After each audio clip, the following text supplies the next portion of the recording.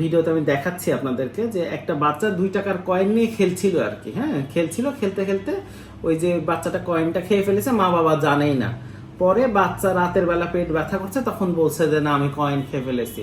তো বেসিক্যালি আপনাদের কাছে এটা দেখানোর আমার উদ্দেশ্য এটা যে আমরা মা বাবারা দেখা যাচ্ছে যে অনেক কারণে ছোট বাচ্চাদেরকে অবহেলা করি, যে অ্যাওয়ারনেস থাকে না আমাদের যে বাচ্চারা কি করছে না করছে। কয়েকদিন আগেই শুনলাম আমারই এক রিলেটিভ, তার বাচ্চা হচ্ছে যে কলমের হেড মুখে দিতে দিতে কলমের হেড খেয়ে ফেলেছে। তা আমাদের একটু একটা জিনিস খেয়াল রাখা উচিত, বাচ্চাদের প্রতি আমাদের কিন্তু একটা খেয়াল রাখা উচিত। এই বাচ্চাটা যেটা করা লাগবে, যে এটা যদি পায়খানার রাস্তা দিয়ে না বের হয় তাহলে কিন্তু এটার ক্ষেত্রে সার্জারি কিংবা এন্ডোস্কোপি, মানে এই প্রসিডিউরগুলো অনেক কঠিন। তো আপনাদের কাছে আমার একটাই মেসেজ যে বাচ্চার প্রতি খেয়াল রাখেন এবং বাচ্চাদের হাতে কয়েন কলমের হেড দেখা যাচ্ছে তারা যাতে না করে, কি বলে যাচ্ছে প্রয়োজন ছাড়া ব্যবহার না করে।